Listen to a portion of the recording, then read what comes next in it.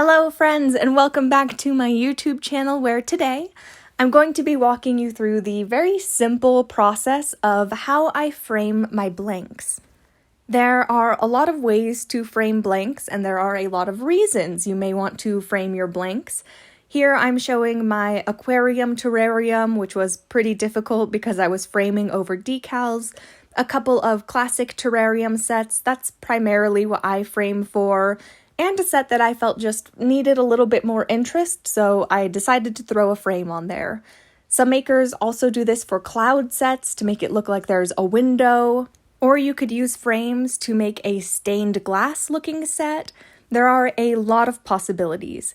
And as I mentioned, a lot of methods. Most makers I know choose to use a paint pen.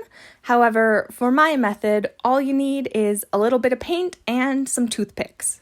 Now, I do think that the more liquid the paint, the better here. So I use Angelus leather paints. They tend to be very, very thin, so I don't have to water them down anymore. And all I really do here is very slightly dip my toothpick into the paint, give it a couple of seconds for the paint to start to disperse down on the toothpick. You don't want a giant clump of paint because that's going to give you a really thick pool or really thick line. So you want to have very little paint for a nice thin, sharp line, and then I just gently rest it against the edge of the die and slowly drag the toothpick along, slowly moving further down the toothpick to get more paint where I need it. So really all the process is dipping your toothpick a little bit into a very thin paint, giving it some time for that paint to disperse down the toothpick. Again, you don't want to be hitting a big glob of paint. And then slowly, essentially using the toothpick to just dollop the paint on the edge, and then a cleaner part of the toothpick to slowly drag that paint along the line until you get a thickness and coverage that you are happy with. Now, in my experience, this is the easiest to do on dice with large open faces and really sharp edges. So dice like D6s, D8s, and the edges of D4s tend to be quite easy to pull these nice, crisp, thin lines.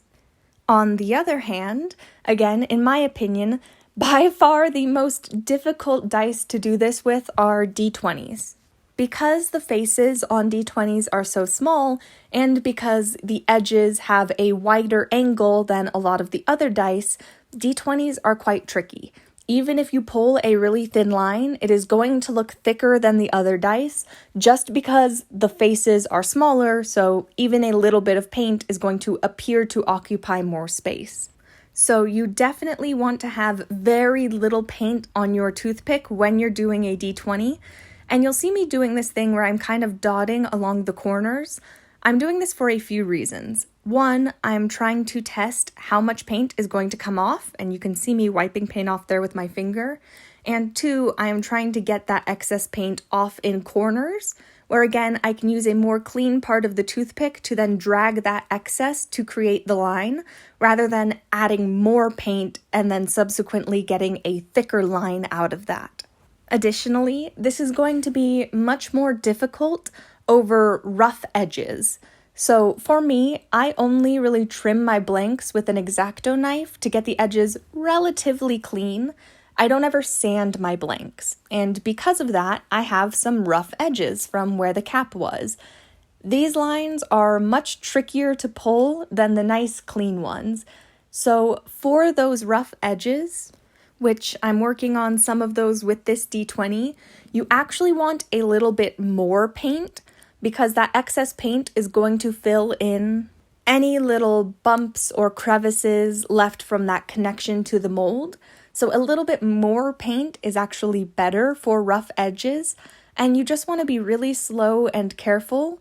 I tend to use more of the point of the toothpick to pull rough edges instead of the side, because if you drag it along the side and you hit those bumps and little rough bits, it's going to kind of fling some of your paint, which won't lead to a super clean line.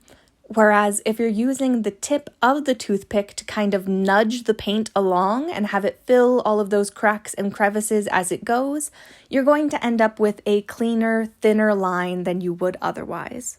And really, the last thing to note here, I told you it's pretty short and simple, you get the gist quite easily, is that you're going to do this in phases. So you could see I did 4 edges of the D6, then I put it to the side to dry.